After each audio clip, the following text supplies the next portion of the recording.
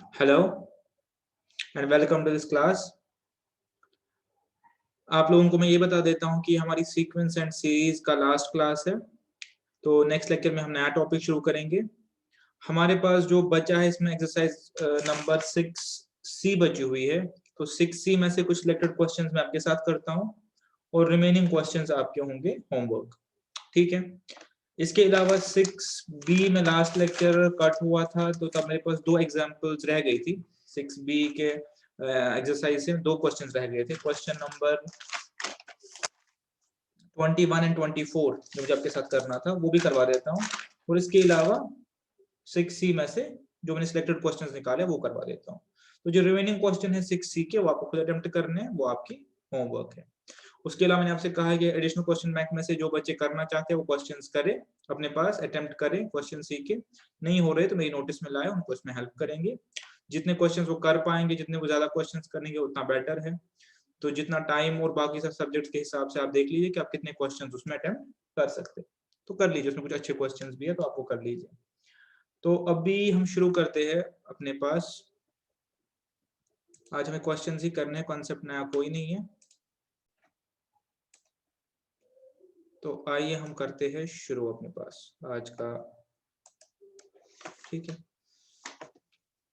अभी मैं आपको बता देता हूँ कि एक्सरसाइज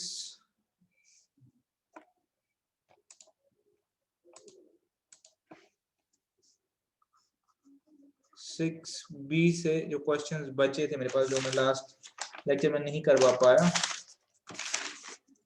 21 और 24 वो करेंगे। उसके बाद 6C में कुछ क्वेश्चंस करेंगे। ठीक है, तो आइए शुरू करते हैं।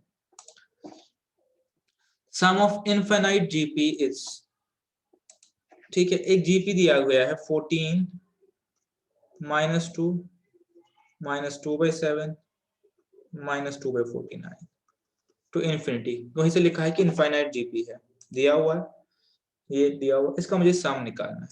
आप रिकॉल कर लीजिए हमने क्या पढ़ा था।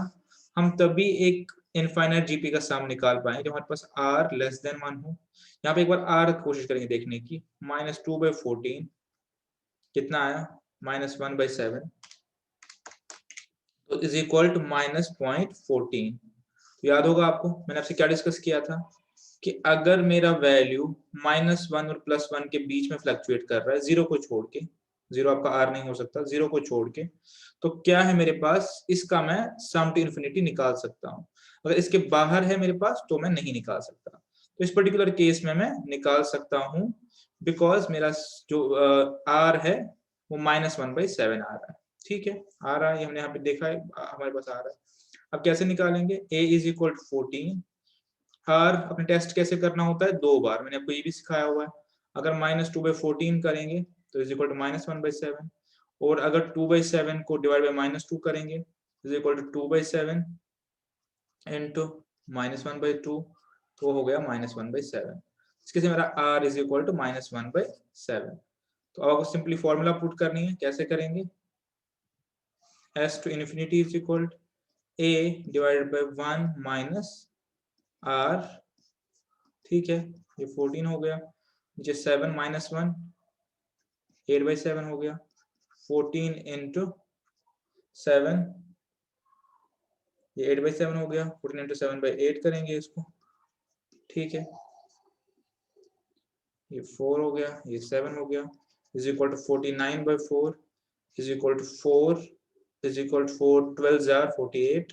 तो ये मेरे पास 49/4 या 12.5 भी आप इसको लिख सकते हो, 12.25। इसको डिवाइड कर ले तो ये 12.25 भी आपका आ जाएगा। ठीक है, काफी इजी क्वेश्चन था। इसके बाद एक और क्वेश्चन इनफिनिट जीपी पे जो आप खुद करेंगे। तो एक मैंने आपको इनफिनिट जीपी का क्वेश्चन दिखा दिया। ठीक है, एक लास्ट क्वेश्चन है, क्वेश्चन नंबर 24। क्या बोल रहा है क्वेश्चन, देख लेते। 4 ज्योमेट्रिक मीन 4 972 के बीच में। तो हमने क्या कहा है कि अगर हमें ज्योमेट्रिक मीन्स इंसर्ट करने हैं तो हमें वो 4 नंबर निकालने हैं यहाँ पे A B C D, कि ये 6 नंबर हमारे ज्योमेट्रिक प्रोग्रेशन में आ जाए। ठीक है, तो हम ज्योमेट्रिक प्रोग्रेशन का यूज करेंगे। हमारे पास A क्या है 4, R नहीं पता हमें, हमारे पास टर्म 6 क्या है 972, बिकॉज ये 4 मीन हो गए, first term, second term, third term, fourth term, fifth term और sixth term.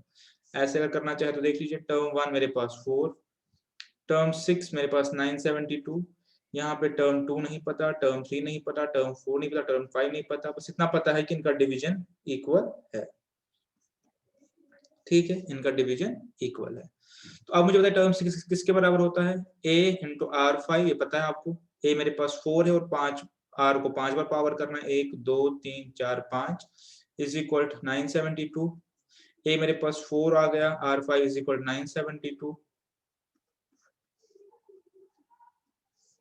r5 is equal 972 divided by 4 is equal 243, r5 is equal to 3 raised power 5 and r is equal to 3। तो यहाँ पे मेरा plus minus 3 आएगा answer, नहीं only 3 आएगा, because यहाँ पे जो वैल्यू है वो क्या है मेरे पास odd, minus 3 raised power 5 is not equal to 243, तो मेरा r आ गया 3। जब मेरे पास r3 आ गया तो मैं क्या ये निकाल सकता हूँ, इजिली निकाल सकता हूँ। ये 4 है तो नेक्स्ट टर्म क्या होगी मेरे पास AR 12, नेक्स्ट टर्म क्या होगी 36, नेक्स्ट टर्म क्या होगी 108, नेक्स्ट टर्म क्या होगी 108 इंटू 3 324, और नेक्स्ट टर्म क्या होनी चाहिए 324 इंटू 3 इज इक्वल 972, तो मेरे पास आंसर आ गया। ठीक है, तो आपसे क्वेश्चन में क्या मांगा था, आर मांगा था या वो सीक्वेंस मांगी थी, देख लेते। क्वेश्चन है वो सीक्वेंस मांगी थी, तो ये तो आप खुद भी कर सकते हैं इसको इंसर्ट करके इनके बीच में, क्योंकि ये तो हमने डिराइव किया है, लेकिन क्वेश्चन को आप ऐसे भी कर सकते हैं, आप सिंपली इनको 4 के बाद ये 4 टर्म लिख दीजिए और 6 टर्म ये लिख दीजिए 6, फिर एक बार चेक कर लीजिए क्या ये जीपी में है या नहीं है। अगर जीपी में है तो फिर वो इसका ज्योमेट्रिक मीन बन जाता है, अगर नहीं है तो नन ऑफ दीस कर लीजिए। ठीक है, तो ये मेरे पास का आंसर निकल रहा था, अकॉर्डिंगली हम वो आंसर इसमें नोट डाउन करेंगे। आंसर क्या निकल रहा है 12 36 108 324। ठीक है, 12 36 108 324, तो ये इसका आंसर हो जाएगा। ठीक है, अब आप मेरे साथ 9C में से होमवर्क नोट 6C में से होमवर्क नोट करिए। 6C में ऑल क्वेश्चंस एक्सेप्ट, जो मैं करवाऊंगा अभी, ऑल क्वेश्चंस एक्सेप्ट, देख लीजिए कौन कौन से छोड़ के, ऑल क्वेश्चंस एक्सेप्ट 1 2 4 5 8 10 14 16 20 25 26। ठीक है, हाँ जी, इनको छोड़ के जो क्वेश्चंस है वो आप सब करेंगे, ये क्वेश्चंस मैं आपके साथ डिस्कस करूंगा और मैं कोशिश करूंगी इसी सिटिंग में सारे क्वेश्चंस हो जाए, this is what I will try. ठीक है, देख लेते हैं 27 आप खुद करेंगे। Question number 1 or 2, 3 numbers are in AP and their sum is 21. If 5 15 if 1 5 are added to them they form a GP। अब देख लीजिए ऐसे क्वेश्चन आप कैसे करेंगे, 3 नंबर AP में उनका सम 21 है, 3 नंबर AP में है और उनका सम 21 है। आइडियली हम क्या करेंगे, इनको A प्लस डी, A और A माइनस डी नोट करेंगे। ठीक है, बताया था आपको A minus D, A plus D naught करेंगे, उसके बाद इनका सम करेंगे, फिर A की वैल्यू निकल आएगी 7, हम उसको आगे करते रहेंगे और हम उसको कर सकते हैं। ठीक है, मैं करके नहीं बताता, मैं जस्ट आपको यहाँ पर लिख के बताता हूँ हम क्या करेंगे। 3 नंबर्स को प्रिज्यूम करेंगे A minus D, A plus D, sum क्या है मेरे पास 21। ठीक है, सम 21 हो गया, इतना ही दिया है, सम हो गया मेरे पास 21, राइट, सम 21 हो गया। अब इसके बाद क्या बोल रहे हैं कि अगर इनको ये ऐड करेंगे तो जीपी बन जाएगा। तो यहां से मैं क्या निकाल सकता हूँ, मैं यहां तक पहुंचू तो मैं क्या निकाल सकता हूँ, मैं इनको ऐड करके simply 3a is equal to 21, a is equal to 7 निकाल सकता हूँ। तो मेरे पास एक टर्म आ गई 7 माइनस डी, एक आ गई 7, एक आ गई 7 प्लस डी। ठीक है, अब क्या बोल रहा है इसमें बोल रहा है कि अगर मैं इसमें 1 5 और 15 ऐड करूं, यानी इसमें 1 ऐड करूं, इसमें 5 ऐड करूं और इसमें 15 ऐड करूं, तो ये बन गया 8 माइनस डी, ये बन गई 12 और ये बन गया 22 प्लस डी। ठीक है, अगर मैं ऐसे करूं तो मेरे पास ये जो आ रहा है 8 माइनस डी 12 और 22 प्लस डी, ये मेरे पास किस में आएगा, जीपी में आएगा। ठीक है, मुझे शायद वो एपी निकालना है। ठीक है, तो अब तरीका क्या है, इसके आगे मैं क्या कर सकता हूँ, ये तीन मेरे पास जीपी में हो गए, तो मैं इन तीनों को जीपी का आर यूज करके निकाल सकता हूँ। ठीक है, कैसे निकाल सकता हूँ, वही कह रहा हूँ, मैं आपको करके नहीं बताऊंगा, आप करना चाहे तो ट्राई कर सकते हैं। तो कैसे कर सकते हैं, अगर अब मुझे पता है कि ये मेरे पास जीपी में हो गए एज पर क्वेश्चन। ठीक है, तो बाय डेफिनेशन इनका डिवीजन का डिवीजन सेम होना चाहिए। तो 12 डिवाइडेड बाय 8 माइनस डी, मेरे पास 22 प्लस डी डिवाइडेड बाय 12 के इक्वलेंट होना चाहिए। इनको मल्टीप्लाई कर लीजिए, आपके पास एक कॉर्ड इक्वेशन बन जाएगी। ठीक है, आपके पास एक कॉर्ड इक्वेशन बन जाएगी। जब कॉर्ड इक्वेशन बन जाएगी तो उस कॉर्ड इक्वेशन को सॉल्व कीजिए। D square plus 14d minus 52 is equal to 0, इसमें से आप d के वैल्यूज निकाल सकते हैं। ठीक है, d इज इक्वल टू 2 या d is equal to minus 16, और उससे आप निकाल सकते हैं। लेकिन ये आप कर सकते हैं अगर आप करना चाहे तो सीखने के लिए। एग्जामिनेशन पॉइंट ऑफ व्यू से आप क्या करेंगे, देख लीजिए मेरे पास क्या है कि 3 नंबर एपी में है और उनका सम 21 है। अगर मैं तीनों को गौर से देखूं तो तीनों मेरे पास एपी, ये 7, 5 और 9 मेरे पास एपी में नहीं है। मेरे पास ऑप्शन टेस्टिंग के लिए क्या बचा, ये और ये। मेरे पास दो दो बचे, option A option B, because 7, 5 और 9 एपी में नहीं है, एक्सक्लूड हो गया, तो मेरे पास ए और बी बचा। अगर ए और बी पे ये सेटिस्फाई हो गया तो वेल एंड गुड, अगर नहीं हुआ तो फिर डी आंसर लिखूंगा। तो ए मेरे पास क्या बचा, 5, 7, 9। मैं आपको बता रहा हूँ कि एग्जाम में आप कैसे करेंगे। ए आपके पास बचा 5, 7 और 9, ये ए है।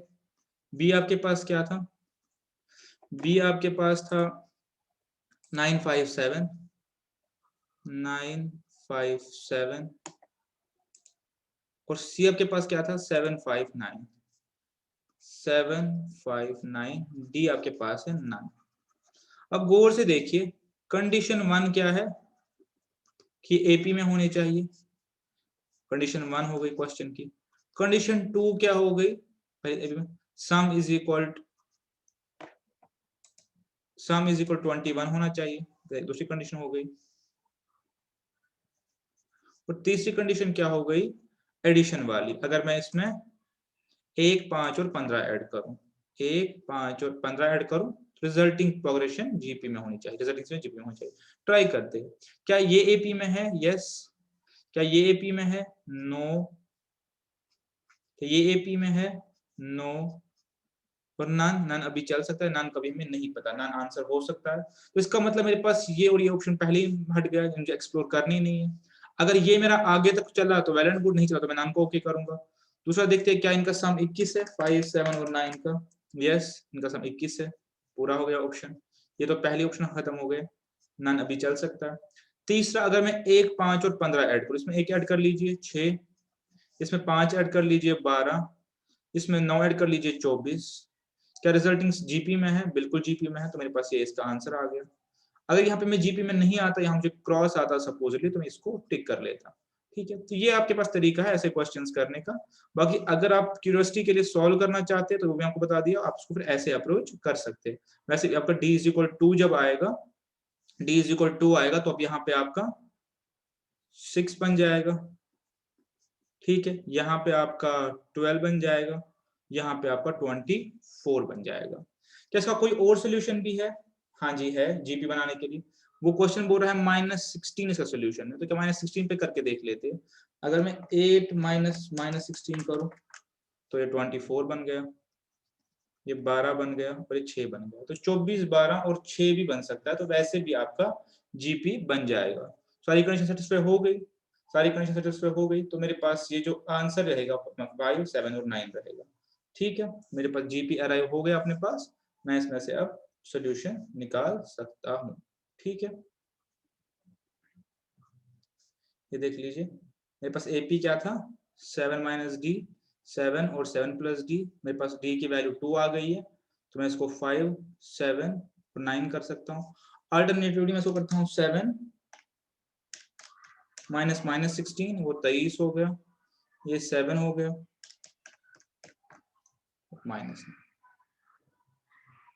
अगर मैं इसमें भी देखना चाहूँ, ये भी मेरे पास सोल्यूशन आएगा, लेकिन क्वेश्चन में नहीं दिया, ये सोल्यूशन आ जाएगा। बिकॉज देख लीजिए, इसमें भी ये सम मेरे पास एपी में है और इसका सम भी 21 बन रहा है, इसमें भी अगर मैं वो ऐड करूं जो उसने दिया था 1, 5 और 15, तो देख लीजिए ये 1 से 24 बन जाएगा, ये 12 बन जाएगा और ये 6 बन जाएगा, तो इस पे भी सेटिस्फाई हो जाएगा। तो इसके दो सोल्यूशन है 5, 7 या और 9, और एक है 23, 7 और -9। ठीक है, ये मेरे पास के सॉल्यूशंस है। आपके लिए 5, 7 और 9 आंसर है, तो आप एग्जाम में ये वाला अप्रोच यूज करेंगे। ये अप्रोच आप ऐसे सारे क्वेश्चंस के लिए आप ये अप्रोच यूज करेंगे। जहां पे भी आपको एपी या जीपी दिया हो, सिंपली आप ऐसे सब्स्टिट्यूट करेंगे रादर देन लॉन्ग मेथड से। ठीक है, चलिए क्वेश्चन नंबर 2 देखते हैं। क्वेश्चन नंबर 2 देखते हैं। The sum of this is, sum of this is, सम कह रहा है 1/3 plus 1/3 square 1/3 cube and so on, n तक बता रहा है, n टर्म्स तक। अगर ये मेरे पास इंफिनिटी तक होता तो मैं इसको सिंपली a/1 माइनस r से करता, क्योंकि r मेरे पास इस क्वेश्चन में 1/3 है, हर बार 1/3 हो रहा है मल्टीप्लाई, देखिए 1/3 है। बट चूंकि ये इंफिनिटी तक नहीं है, n तक है, तो इसका मैं आंसर निकाल ही नहीं सकता। अगर मेरे पास इंफिनिटी तक होता तो मेरे पास a1 माइनस r आ जाता, सिंपली आंसर आ जाता। पर चूंकि n तक है तो मुझे इसमें n यूज करना पड़ेगा फॉर्मूला में, तो कैसे होगा? a1 minus r n divide by 1 minus r is equal to a1 minus 1/3 raise power n divided by 1 minus 1/3। तो मेरे पास ये आंसर आ गया। अब हम देखते हैं क्वेश्चन ने क्या दिया। एग्जांपल क्वेश्चन ने जो भी दिए है वो फाइनाइट दिए है, तो ये आंसर नहीं हो सकते, इसका आंसर डी होगा, बिकॉज क्वेश्चन ने सारे फाइनाइट दिए है। अगर इसी क्वेश्चन में ये बोलता है कि इंफिनिटी तक चलाना है, इंफिनिटी तक, ठीक है, तो मैं क्या करता है इसमें a1 minus 1/3, because a divided by 1 minus r, मेरे पास r अभी लेस देन 1 है तो मैं यूज कर सकता हूँ। 1 2/3 और 3/2 आ जाता। पर चूंकि इन्फिनिटी नहीं है, n है, तो मुझे यहाँ पे n यूज करना पड़ेगा, मुझे यहाँ पे n यूज करना पड़ेगा। ठीक है, इसको मैं फर्दर सिंपलीफाई कर सकता हूँ, लेकिन उससे कोई फायदा नहीं है, बिकॉज मेरे पास n सिर्फ फिर भी रहेगा। तो जब n रहेगा और मेरे सोल्यूशन में कहीं पे भी n नहीं है, सिंपली मैं इसको नन ऑफ दीज लिख सकता हूँ, ये ज्यादा करने की जरूरत नहीं, वरना ये और सिंपलीफाई हो सकता है। अगर इन्फिनिटी होता तो शायद इसका आंसर आ जाता, बिकॉज यहाँ पे इन्फिनिटी नहीं है, n लिखा है, n-1 लिखा है। ठीक है, ठीक है, आई होप अभी समझ गए होंगे। ठीक, आगे आप देख लीजिए नेक्स्ट क्वेश्चन, क्वेश्चन नंबर 3 आप कर सकते हैं। क्वेश्चन नंबर 3 एक इनफाइनाइट सीरीज का है और उसमें पास डॉट डॉट डॉट लिखा इनफिनिटी, तो इसको 1/1 इसको a divided by 1 minus r से कर सकते हैं। फोर्थ मेरे पास है the sum of first two terms of GP is इतना and sum to infinity is इतना, कॉमन रेशियो इज। ठीक है, मेरे पास एक जीपी है, ठीक है, ए आर स्क्वायर ले लीजिए, या और ए आर ले लीजिए, जैसे मर्जी आप करना चाहे। अब इसमें क्या बोल रहा है question? Sum of first two terms is 5/3, sum of first two terms is 5/3 और सम टू इन्फिनिटी दिया हुआ है। ठीक है, sum to infinity is 3, sum to infinity is 3। ठीक है, तो मुझे वो निकालना है। ठीक है, अब आप यहाँ पे देख लीजिए, सम ऑफ इन्फिनिटी जब 3 दिया गया है तो आप एक चीज समझ गए होंगे कि अगर मैं ए आर और ए आर स्क्वायर ले लूं, सम ऑफ इन्फिनिटी जब फाइनाइट दिया होता है तो इसका मतलब r मेरे पास 1 से लेस होगा, ये मैं समझ गया, ये मैं ऑलरेडी समझ गया ये चीज। फॉर्मूला अगर मैं यूज करूं, ठीक है, मेरे पास 3 दिया हुआ है, a एज इट इज है 1/r, इसको अगर मैं लिखना चाहूं तो मेरे पास 3 minus 3r is equal to a, मेरे पास a की वैल्यू आ गई। अब दूसरी कंडीशन क्या है? दूसरी कंडीशन मेरे पास ये है कि sum of first two terms is 5/3, sum of first two terms is 5/3। बस सिंपली लिख सकता हूं a plus AR is 5/3। a की वैल्यू पुट करेंगे 3 minus 3R plus 3 minus 3R R is 5/3। फिर से मेरे पास इक्वेशन बन जाएगी, देखते 3 minus 3R plus 3R minus 3R square is equal 5/3। बिल्कुल कट आउट हो जाएगा। 9 माइनस 9R स्क्वायर इसे मल्टीप्लाई कर दें इज इक्वल 5 और 9R स्क्वायर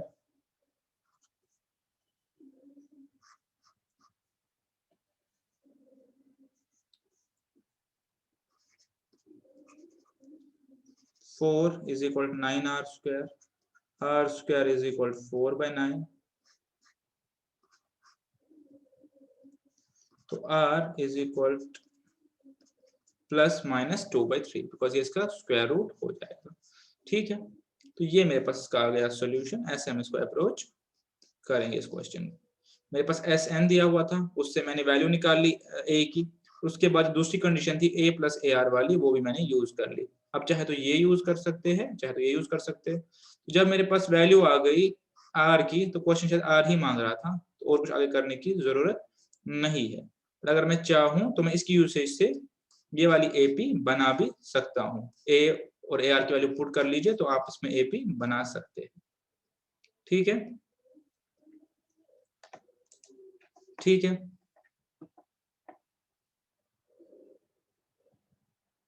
इसका आंसर होगा B एंड C। वैसे ऐसे क्वेश्चंस जब आएंगे तो इकट्ठे होगा ताकि आप एक ही आंसर पुट कर पाओ, बट इसका आंसर होगा B और C। B और C, ठीक है। तो मैंने आपको बताया हुआ है प्लस माइनस का क्या रूल है। अगर मेरे पास इवन में आ रहा है पावर तो प्लस माइनस आएगा, ऑड में आ रहा है तो खाली प्लस में आएगा। ठीक है, तो क्वेश्चन नंबर 4 आपके साथ हो गया। क्वेश्चन नंबर 5 देख लेते हैं। हाँ, ऐसे क्वेश्चंस देख लीजिए, ये क्वेश्चंस एग्जाम में आ सकते हैं, ऐसे बड़े ट्रिकी क्वेश्चंस होते हैं। एक बार मेरे साथ देखेंगे कि ध्यान से।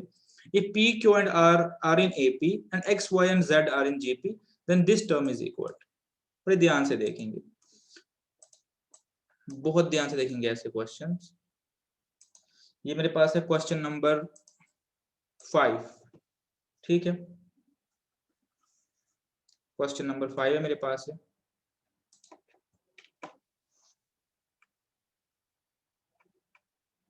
If P, Q and R are in AP, मेरे पास P, Q and R AP में है, और उसके बाद क्या बोल रहा है, X, Y and Z are in GP। X, Y and Z are in GP। तो फिर मुझे बोल रहा है कि इसका वैल्यू बताइए। X raise power Q, X raise power Q minus R, Y raise power R minus P, Z raise power P minus Q। ठीक है, चलिए ऐसे क्वेश्चन आप कैसे करेंगे, ऐसे ध्यान से देखेंगे।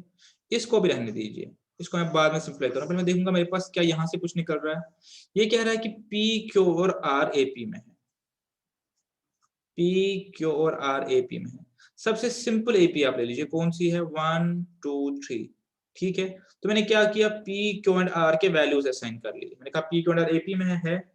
उसके बाद X, Y एंड Z देख लीजिए, ये किस में है, GP में है। सबसे सिंपल GP देख लीजिए, 1 2 और 4। ठीक है, तो मैंने इसके वैल्यू भी असाइन कर लिए, 1 2 और 4। एक्स वाई जेड के वैल्यू भी असाइन कर लिए। तो अब जब मेरे पास सारे वैल्यूज आ गए तो आप सिंपली वैल्यूज पुट करके देख लीजिए इसकी वैल्यू किसके बराबर आएगी। ठीक है, ये जीपी में है, हाँ जी बिल्कुल है। तो पहला ये बोल रहा है X raise power Q minus R, तो एक्स मेरे पास है 1, raise power Q minus R यानी 2 माइनस 3। ठीक है, आप इसको ऐसे कर सकते हैं, एक और तरीका इसका होता है x divided by Q divided by x divided by r। ठीक है, y raise power r divided by y raise power p, because ये z raise power p divided by z raise power q। तो मैंने ऐसे क्यों लिखा, इसको देख लीजिए।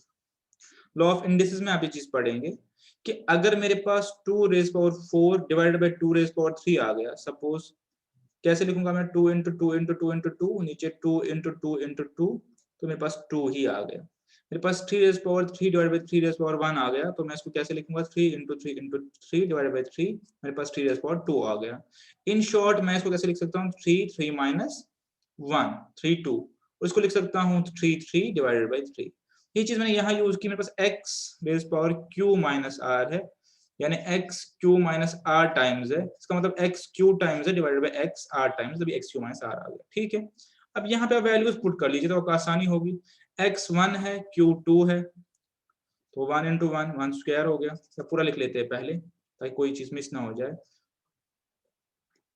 ठीक है, 1 x 1 है, q मेरे पास 2 है 1 2, y मेरे पास 2 है, r मेरे पास 3 है, z मेरे पास 4 है और p मेरे पास 1 है, x मेरे पास फिर से 1 आ गया और r मेरे पास 3 आ गया, y मेरे पास 2 आ गया और p मेरे पास 1 आ गया और z मेरे पास 4 आ गया, z मेरे पास 4 आ गया और q मेरे पास 2 आ गया। ठीक है, तो ये मेरे पास कुल मिला के आया है। क्या मैं इससे कुछ निकाल सकता हूँ, लेट अस सी। ये तो कुछ नहीं है, 1 और 1 है, ये 2 इंटू 2 इंटू 2 इंटू 4 है, नीचे मेरे पास 2 इंटू 4 इंटू 4। ठीक है, तो क्या मैं इसको इसको कैंसिल कर सकता हूँ, बिल्कुल। क्या मैं इसको कैंसिल कर सकता हूँ, बिल्कुल। इसको कैंसिल कर सकता हूँ, बिल्कुल। मेरे पास 1 आ गया इसका सॉल्यूशन।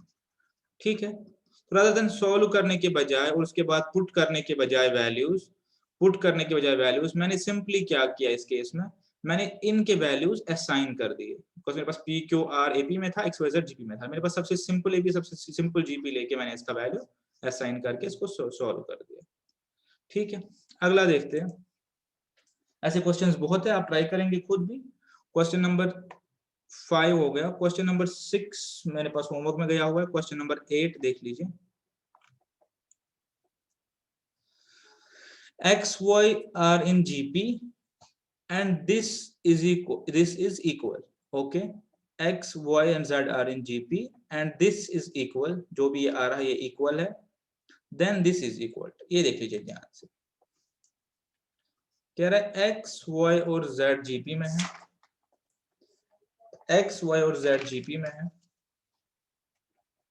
क्वेश्चन नंबर 10 आ गया मेरे पास, x y and z gp में है।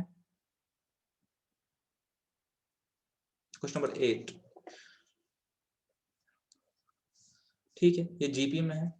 और इसके बाद क्या बता रहा है, इसका बता रहा है कि x raise power p is equal to y raise power q is equal to z raise power this is equal equal. तो x raise power p, y raise power q और z रेज पावर r लिख लीजिए, या इसने terminology दिया वो लिख लीजिए, जो भी लिख लीजिए, बात एक ही है।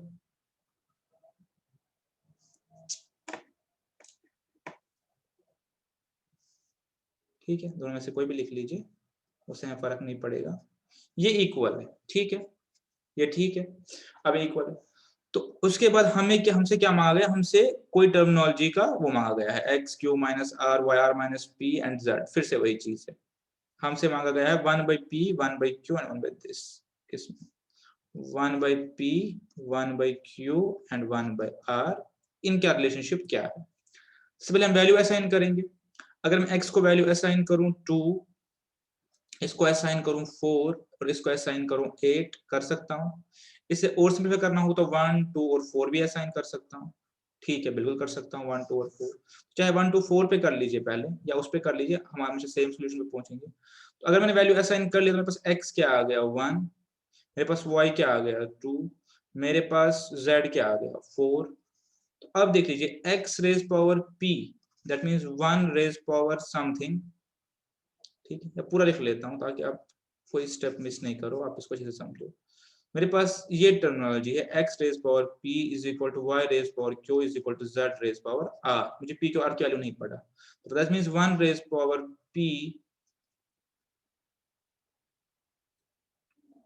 हाँ, अब इसमें 1 to 4 लेने में एक दिक्कत हो जाएगी, 1 to 4 ले लेते हैं इसमें, चलो एक बार दिखाता हूँ आपको पूरा ताकि आप समझ पाओ। 2 raise power q is equal to 4 raise power r, ठीक है, अब दिक्कत क्या है, मैं इसको कभी बराबर, ठीक है, क्या मैं इसको बराबर कर सकता हूँ? क्या मैं 1 raise power p, 2 raise power q, 4 raise power को बराबर कर सकता हूँ? इसके लिए मुझे क्या करना पड़ेगा, क्योंकि ऐसी वैल्यू देनी पड़ेगी कि मेरे 1 के बराबर आ जाए, ठीक है, क्योंकि ऐसे वैल्यू मेरे पास 1 के बराबर थी, और r की ऐसे देनी है जो मेरे पास 1 के बराबर आ जाए, ठीक है। अगर मैं ऐसे देखूं 4 रेज पावर r, तो मुझे अर्थ रूट हो जाएगा, तो वो मेरे लिए सॉल्व करना थोड़ा सा डिफिकल्ट है, ठीक है। तो मैं इसमें क्या करूंगा, एक एपी और आगे बढ़ा देता हूँ। इसीलिए पहले जो मैंने लिया था वो ठीक था, मैंने जस्ट दूसरा इसलिए लिया ताकि आप लोग समझ पाओ कि मैं 1 2 4 क्यों नहीं ले रहा, पर हमारे पास सिंपल एपी जो है 1 2 4 है, हम हमेशा उसमें सॉल्व करेंगे। यहाँ पे मैंने 1 2 4 आपको लेके दिखाया कि जब हम मेरे पास 1 का पावर p कर रहा हूँ तो मेरे पास 1 ही आ रहा है, तो उससे मैं सोल्यूशन पे नहीं पहुंच पाऊंगा, ठीक है। तो मैं नेक्स्ट देखता हूँ, मैं अगर इसकी वैल्यू 2 ले लूं, इसकी वैल्यू 4 ले लूं, इसकी वैल्यू 8 ले लूं, बिकॉज ये जीपी में रखने हैं, तो क्या अब मैं कर सकता हूं? अब देखिए, अब मैं इसको इजीली कर सकता हूं। कैसे करूंगा, x raise power p is equal to y raise power q is equal to z raise power r, that means 2 raise power p, ठीक है, is equal to y raise power, y means 4 raise power q is equal to 8 raise power r, ठीक है। ध्यान से देखेंगे, तो क्या इसको मैं ऐसे लिख सकता हूँ 2 रेज पावर 3, बिल्कुल लिख सकता हूँ, 8, 4 को भी ऐसे रखिए, इसको 8 रेज पावर 1 लिख सकता हूँ, हाँ जी लिख सकता हूँ। अब यहाँ पे एक क्वेश्चन है जो आपको समझना है, इधर क्या आएगा, अगर मैं यहाँ पे 2 लिखता हूँ तो 4 स्क्वायर तो 16 हो गए थे, बराबर नहीं हुआ, बट मेरे पास 8 के बराबर आना चाहिए, मेरे पास जो बराबर आना चाहिए 8 के बराबर आना चाहिए, ठीक है, मेरे पास आना चाहिए 8 के बराबर, ठीक है। तो कैसे आएगा, इसको मैं कैसे 8 के बराबर लाऊंगा, इसको मैं कैसे 8 के बराबर लाऊंगा,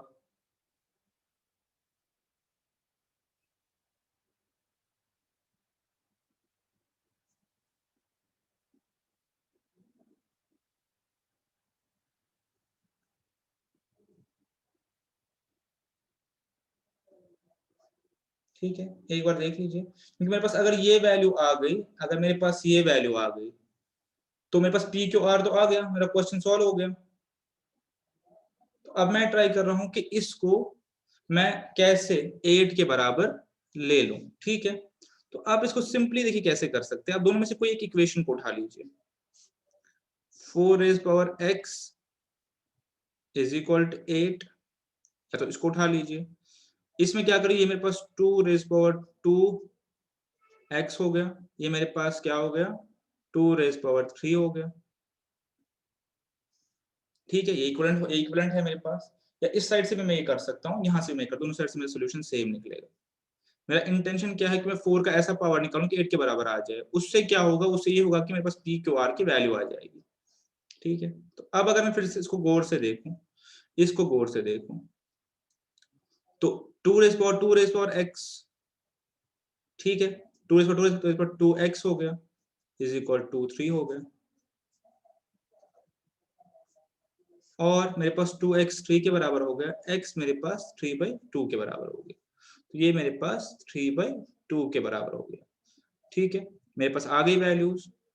या अगर मैं इस साइड से भी करना चाहूँ, 2 3 is equal to 4 raise power x, तो मैं इसको क्या कर सकता हूँ, 2 raise power 3 is equal to 2x, तो यहाँ से भी 3 इज इक्वल टू 2x, तो x इज इक्वल 3/2।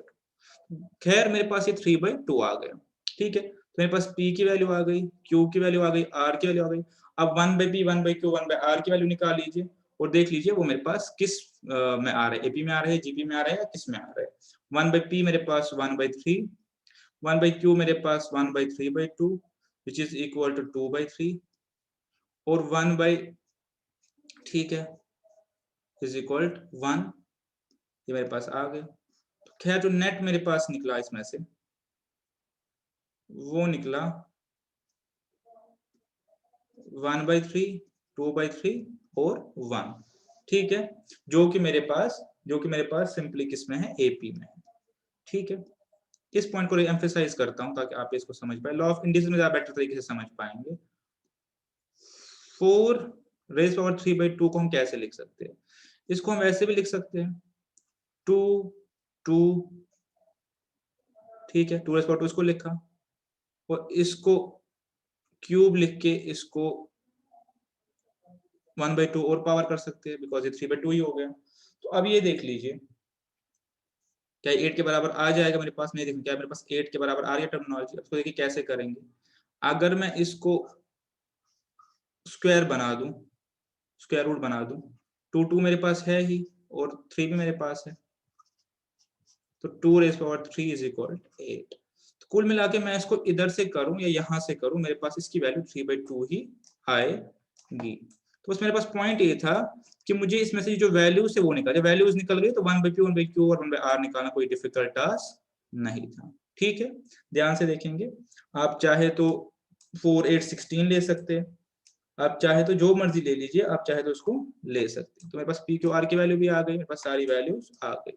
ठीक है, और कोशिश कीजिए कि सबसे सिंपल आप इसमें एपी या जीपी लेके इसको सॉल्व करें। ठीक है, तो आपका सोल्यूशन हो गया, और ये आपके पास जो आया नेट वो आपके पास एपी में है। ठीक है, जो आया वो आपके पास एपी में है। ऐसे क्वेश्चन बहुत सारे हैं, तो आप इनको ध्यान से करेंगे। एक और भी है इसके बाद, वो भी करवाते हैं। तो अभी नेक्स्ट मेरे पास कौन सा क्वेश्चन है? ये क्वेश्चन नंबर 8 था। क्वेश्चन नंबर 10 देख रहे हैं। हाँ, ये अच्छा क्वेश्चन है। तो ये आप ऑब्जर्वेशन करेंगे, बाय रूल भी याद रख सकते हैं कि आपका एम हमेशा बड़ा होगा जीएम से, लेकिन एक बार देखते हैं प्रैक्टिकली, बाय एनालिसिस देखते हैं कि क्या आ रहा है। क्वेश्चन नंबर 10 बोल रहा है कि if A B the M and G B the GM, तो हमें रिलेशनशिप एस्टेब्लिश करना है हमारे पास। क्या मेरे पास दो क्वांटिटीज है, पॉजिटिव अनइक्वल, एक्स और वाई, यानी आपको ये मानना है कि दोनों पॉजिटिव में है और दोनों दूसरे के बराबर नहीं है। ठीक है, उनके एम और जीएम में क्या रिश्ता होगा? एम और जीएम में क्या रिश्ता है? तो एक्स और वाई की कोई वैल्यू नहीं दी है, तो मैं एक सिंपल सा एग्जांपल के थ्रू से करना चाहता हूं। 2 है ना, ये एक्स बी और वाई, तो मैं स्टार्ट करता हूँ एक रिलेशनशिप बनाने की कोशिश करता हूँ। ठीक है, ऐसा रूल भी याद रख सकते हैं, लेकिन एक बार देख लीजिए, ये x हो गया, ये y हो गया,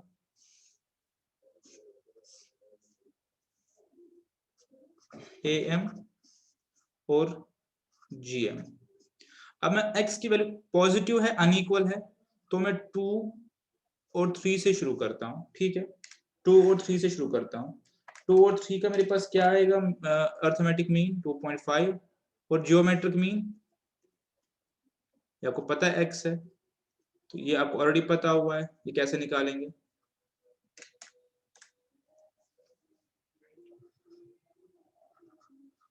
ठीक है,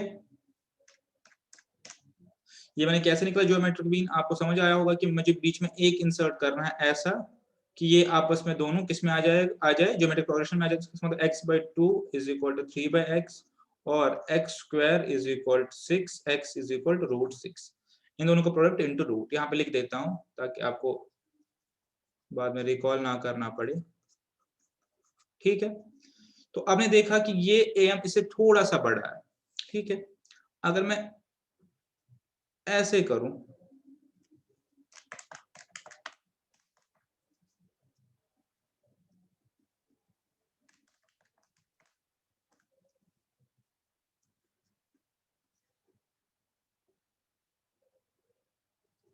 ठीक है, ठीक है, तो आप अगर देखिए गौर से, अगर मैं इनको इक्वल करना चाहूं, इनको इक्वल करना चाहूं, तो मुझे क्या करना पड़ेगा? मुझे यहाँ पे 2 और 2 लेना पड़ेगा, तो मेरा एम भी यही आएगा, ये भी यही आएगा। ठीक है, 4/2 और 4 का स्क्वायर आएगा।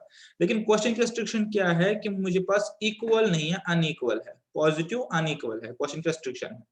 तो इसको मैं काटूंगा, ये मेरे पास नहीं हो सकता, तो मैं इसको नीचे नहीं कर सकता, और अब मैं इसको ऊपर ही करूंगा। सपोज मैं 2 और 10 कर लूं, तो क्या आएगा?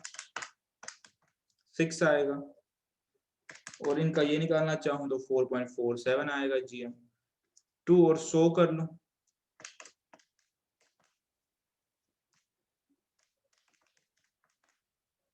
51 आ गया। आप गौर से देख सकते हैं कि क्या हो रहा है। अगर मैं यहाँ पे सपोज 50 और ये 100 कर दूं,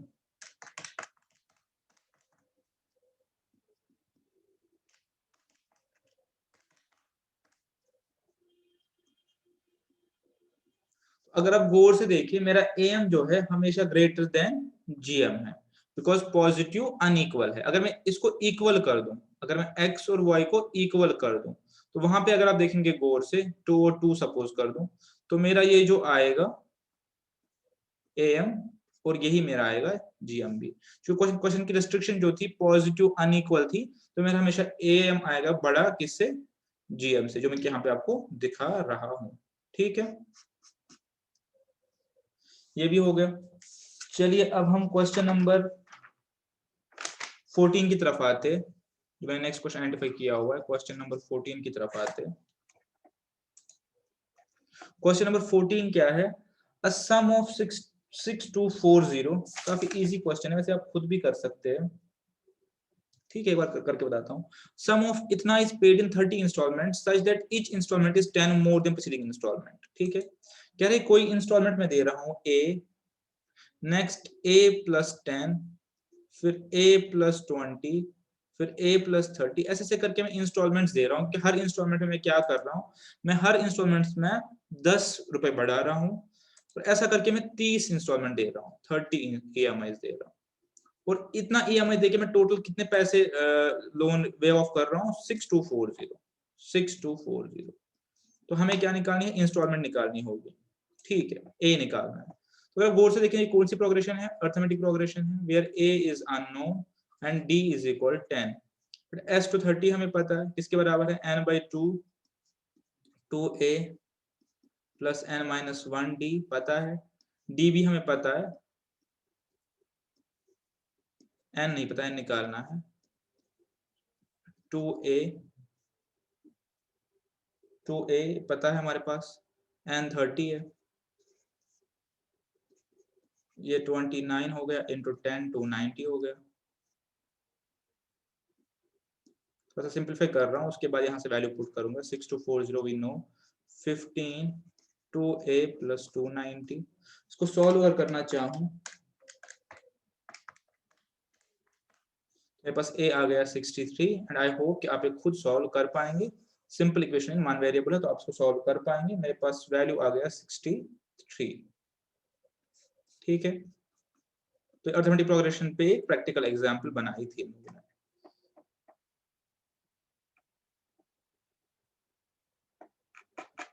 14 का फिर डी होगा। ठीक है,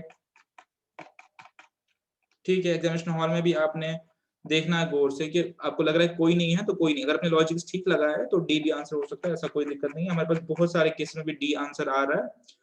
एग्जामिनेशन में नॉर्मली डी वाले सोल्यूशन नहीं पूछते, लेकिन आने को आ भी सकता है। यहाँ पे आपने देखा कि 14 का डी ही है, बिकॉज हमारा 63 निकला।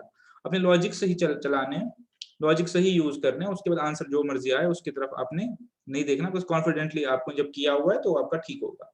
तो 14 का 63 निकल रहा है हमारे पास, 63 ऑप्शंस में नहीं था, तो आप डी को वहां पे चूज करेंगे। नेक्स्ट क्या है 16। ये काफी अच्छा क्वेश्चन है, इसको देख लीजिए। If X Y Z are in AP, कह रहा है एक्स वाई जेड एपी में है और X Y Z plus 1 GP में है, X Y Z plus 1 GP में है। तो एपी अब सिंपलेस्ट कौन सी है, 1 2 3, और जीपी 1 2 4। ठीक है, तो सिंपलेस्ट। अब यहाँ पे देख लीजिए, एक्स 1 हो गया, वाई 2 हो गया, जेड 3 हो गया, यहाँ पे 3 प्लस 1 है तो जेड 3 हो गया। तो एक्स मेरे पास 1, वाई मेरे पास 2, जेड मेरे पास 3।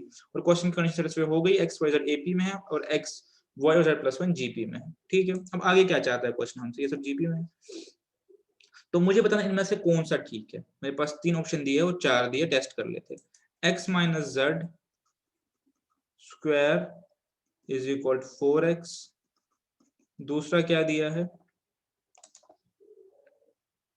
z square is equal to x minus y, z square is equal to x minus y. तीसरा क्या दिया है, z is equal to x minus y. अगर ये नहीं हुए तो फोर्थ ना। देखिए एक बार, x minus z, x minus z, 1 - 3 square is equal 4 2, नहीं हो रहा। जेड स्क्वायर 9 हो गया, और x माइनस वाई कुछ और हो गया, नहीं हो रहा। z is equal to X minus Y, ये देख लीजिए, z3 x माइनस वाई, ये भी आपका नहीं हो रहा। ठीक है,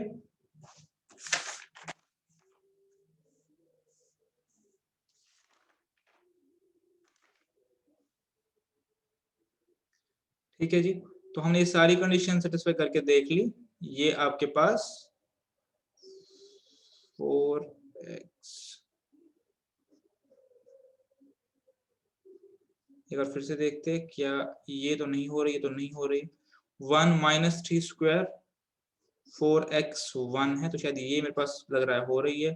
-2 स्क्वायर इज इक्वल 4, हाँ x1 है, 1 ये हो रही है, ये 4 हो गया, इज इक्वल 4 हो गया। ये आपके पास ओके हो जाएगा इसमें।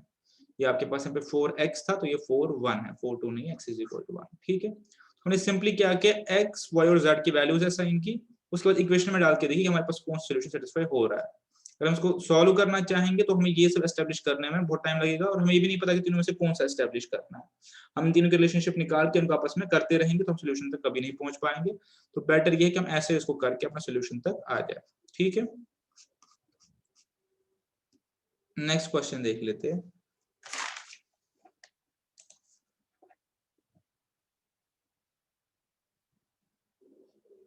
क्वेश्चन नंबर 14 मैंने करवा दिया था, हाँ 16 भी करवा दिया था। अब मेरे पास बचा है 20 25 26। 20 बचा है 20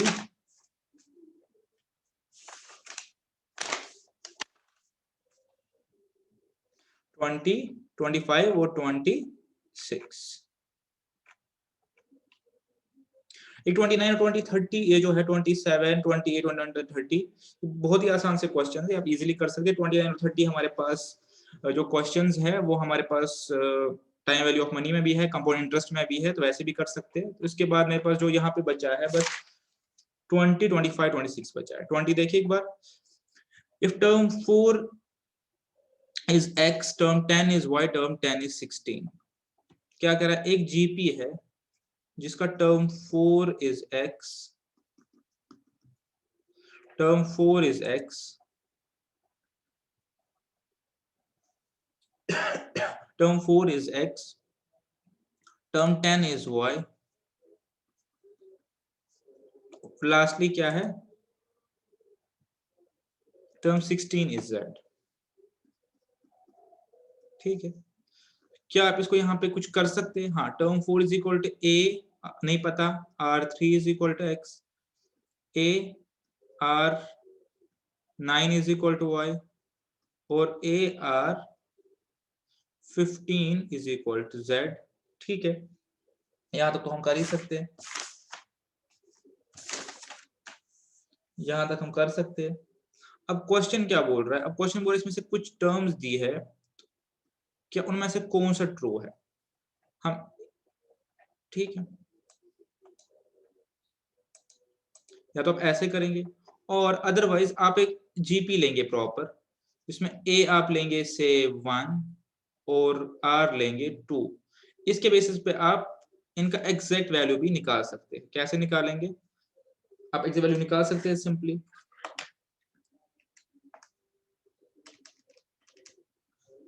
ठीक है, 4 term is equal to AR3।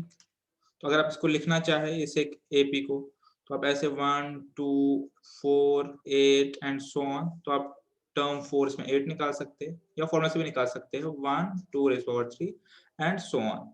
ठीक है, हम आप वैसे करना चाहे तो वैसे कर लीजिए, उससे आपका x y z की वैल्यूज आ जाएंगी, और सिंपली आप फिर क्या करेंगे, आप सिंपली फिर x y z को इधर पुट करेंगे, इधर पुट करेंगे, तो आपका शायद उसमें सोल्यूशन आ जाना चाहिए कि हमें सेटिस्फाई हो रहा है ये या नहीं हो रहा। ठीक है, ठीक है, आप ये करने को इजीली कर सकते हैं। यहाँ पे AR9 निकालिए, मींस 1 2 रेज़ पावर 9, यहाँ पे 1 2 रेज़ पावर 15, ऐसे करके निकाल लीजिए। ठीक है, ये निकालेंगे तो आपका इजीली ये सॉल्यूशन हो जाएगा। ठीक है,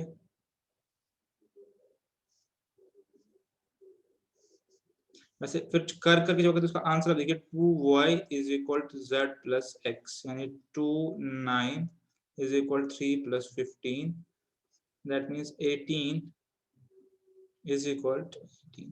तो ये आपका इसमें सोल्यूशन आ जाएगा। आप या तो इसको निकाल लीजिए वैल्यू, या सिंपली ये जो मेरे पास आया है इन रिलेशनशिप्स को आपस में टेस्ट कर लीजिए क्या ये हो रहा है नहीं हो रहा है। ठीक है, मेरे पास x y और z की यहाँ पे वैल्यूज दी गई है। तो अगर मैं x की वैल्यू पुट करना चाहूँ AR3, z के लिए पुट करना चाहूँ AR15, तो y की वैल्यू पुट करना चाहूँ AR9। ठीक है,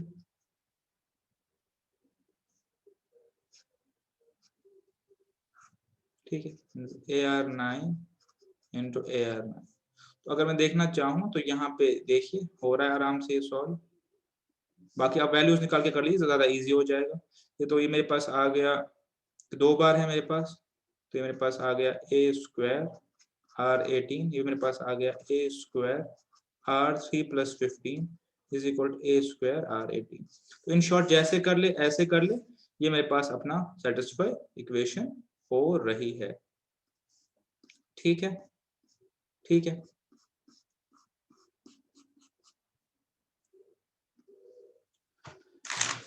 इसके बाद हम कहाँ पहुंचे, इसके बाद हम पहुंचे 25 और 26। 25 और 26 अच्छे क्वेश्चंस है दोनों, एक ही में क्वेश्चन में दोनों का आंसर है। तो 25 देख लीजिए, sum of all natural numbers from 100 to 300 जो एग्जैक्टली डिविजिबल बाय 4 और 5, 4 या 5 से। यहाँ पे क्या है 4 और 5 से, यहाँ पे क्या है 4 या 5 से। पहले पहले वाला देखते हैं 4 और 5 वाला। कह रहे ऐसे नंबर बताइए 100 से लेकर 300 तक जो या तो 4 से डिविजिबल है या 5 से डिविजिबल।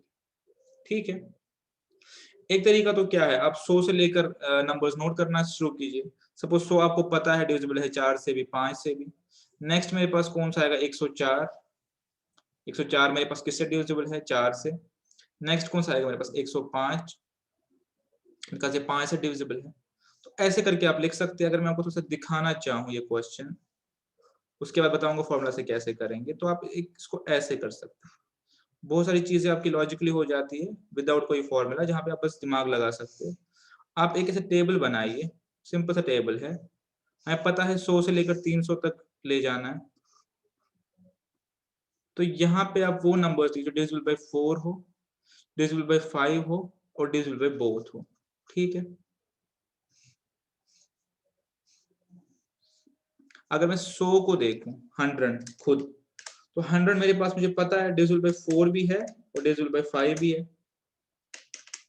ठीक है, तो यहाँ पे 100 आ जाएगा। ठीक है, अब यहाँ पे बताइए 104 आ जाएगा, 105 आ जाएगा, ये 108 आ जाएगा। ठीक है, और ये मेरे पास 110 आ जाएगा, ये मेरे पास 112 आ जाएगा, यहाँ पर 115 आ जाएगा, 116 आ जाएगा। जब मैं 120 लिखना चाहूँ तो मैं यहाँ भी लिख सकता हूँ, लेकिन 120 दोनों से तो यहाँ आ जाएगा 120 डिविजिबल। तो ऐसे कर करके मेरे पास 140, मैं समझ पा रहा हूँ 140, 160, 180, 200, 220, 240, 260, 280 और 300, ये मेरे पास ये आ गए। ठीक है, जो दोनों से डिविजिबल है। जो सिर्फ 4 और 5 से डिविजिबल है वो मैं यहाँ पे लिख सकता हूँ। ठीक है, तो मैं यहाँ लिख सकता हूँ, वो एक लंबी लिस्ट बन जाएगी।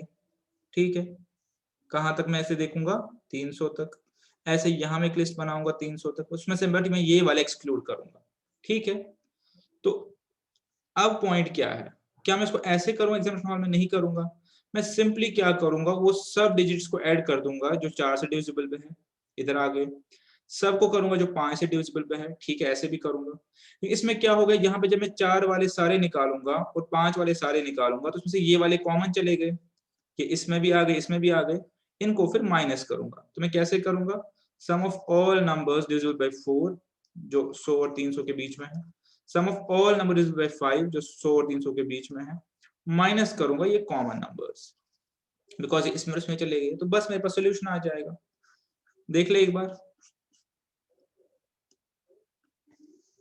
हम देखेंगे पहला सेट जो है डिविजिबल बाय 4 बिटवीन 100 एंड 300, वो कौन सा है, हाँ 100 और 300 डिविजिबल बाय 4, तो मेरे पास वो आ गया 100, 104, 108, 112, 116, 120, मैं रुकूंगा नहीं, 116 पे 120 भी लूंगा, बिकॉज मेरा भी इंटेंशन है बस जो 4 से डिविजिबल है वो निकालना, तो 300। क्या मैं इसका सम निकाल सकता हूँ, एस एन निकाल सकता हूँ इसका मैं, हाँ जी निकाल सकता हूँ। मुझे पता है कि ये मेरे पास किस में है, एपी में है। अगर मुझे पता चल जाए कितनी टर्म्स है तो मैं फॉर्मूला से यूज करके सम निकाल सकता हूँ। कितनी टर्म्स है, टी एन इज इक्वल 300, मुझे नहीं पता ये कौन सी टर्म है, a plus n minus 1d is equal to 300, तो ऐसे करके मैं क्या निकालूंगा, 100 plus n minus 1 4 is equal to 300, तो यहाँ से मैं क्या n की वैल्यू निकाल सकता हूँ 50, तो n minus 1 is equal to 50 implies n is equal to 51, मुझे पता चल गया 51 टर्म्स है, ठीक है। अब जब ये पता चल गया तो क्या मैं सम निकाल सकता हूँ, yes, n by 2 a plus l, formula थी ap की, तो 51 by 2 a plus l, 10,200 आ गया, मेरे पास 10,200 आ गया, मैं नोट कर लिया। सिमिलरली मैं निकालूंगा डिविजिबल बाय 5 वाले, कैसे निकाल सकता हूँ, 100, 105, 110 और ऐसा ऐसा कर करके मैं दिखा देता हूँ आपको कॉमन के लिए, कॉमन भी समझिए 120 तक ले जाता हूँ, ठीक है। ये देख लीजिए कॉमन आ रहा है, मैं 2 बार इनका सम ले रहा हूँ, 100, ठीक है। तो ये मैं 300 तक ले जा सकता हूँ। अभी कितनी टर्म्स है देख लीजिए, a plus n minus 1d is equal to 300, ठीक है। 300 माइनस हो divided by 5 plus 1 41, n is equal to 41, तो इसका सम एक बार देख लेते हैं, n इज इक्वल टू 41, क्या सम आया मेरा इनका, 41 बाई 2 a प्लस l, ठीक है।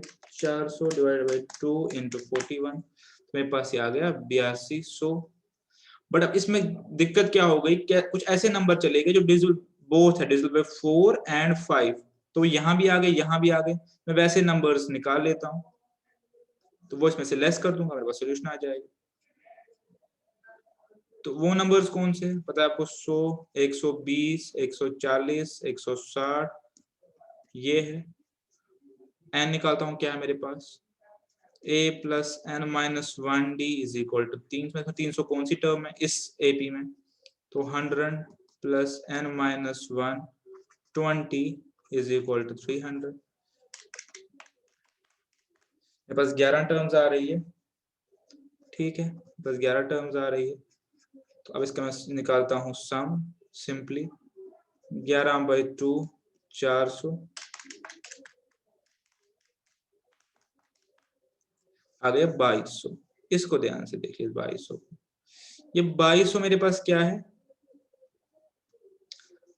sum of all numbers between 100 and 300 divisible by 4 and 5, तो मैं इसको माइनस क्यों करूंगा, क्योंकि यहाँ पे भी आ गए, यहाँ पे भी कॉमन आ गए, ये सारे डिविजिबल बाय 4 है, सारे डिविजिबल बाय 5 है, ये माइनस इसलिए कर रहा हूँ बिकॉज ये वो है जो बोथ डिविजिबल बाय 4 and 5, वो यहाँ भी आए हुए, यहाँ भी आए हुए, तो हमें क्या 10 200 प्लस 80 200 माइनस 20 200, मेरे पास आंसर आ गया 16,200, और मेरे नेक्स्ट क्वेश्चन का आंसर आ गया 2200, बिकॉज नेक्स्ट क्वेश्चन प्रिसाइसली यही है।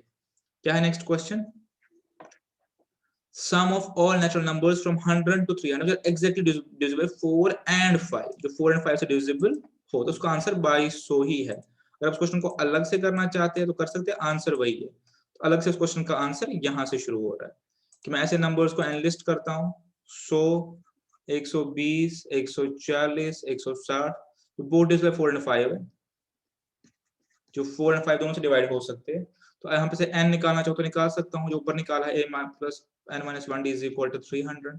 इससे मेरे पास n की वैल्यू 11 आ जाएगी, a को 100 पुट करके, d को 20 पुट करके। सिंपली जब 11 आ गई तो सम मेरे पास क्या आ जाएगा, a प्लस l। ठीक है, तो 2200 मेरा आंसर आ गया। तो इसके साथ मेरा ये चैप्टर खत्म हो गया। नेक्स्ट चैप्टर में, नेक्स्ट लेक्चर में हम नया चैप्टर स्टार्ट करेंगे। ठीक है, तो बट बिफोर स्टार्टिंग आपके जो भी क्वेश्चंस मेरे पास आएंगे, आपके पास जो भी क्वेश्चंस आएंगे वो मैं सॉल्व करवाऊंगा यहाँ पे। प्लस मैंने सोच, प्लस ये है कि मैं आपको हार्मोनिक प्रोग्रेशन का थोड़ा सा आइडिया दे देता हूँ। हार्मोनिक प्रोग्रेशन और हार्मोनिक मीन क्या होता है थोड़ा सा पढ़ा देता हूँ, और उसके बाद हम इसको करेंगे wind up and we will move on to our next chapter. इसके साथ हमारे 3 चैप्टर्स में कंप्लीट हो गए। अब होमवर्क कीजिए, एक बार क्वेश्चंस कीजिए, हो रहे हैं वेल एंड गुड, नहीं हो रहे तो मेरी नोटिस में लाइए, और तब तक अपना ख्याल भी रखिए। तो नेक्स्ट लेक्चर में हम नया टॉपिक शुरू करेंगे और वो क्वेश्चंस करेंगे जो आपसे नहीं हो रहे। So thank you very much and see you in next class.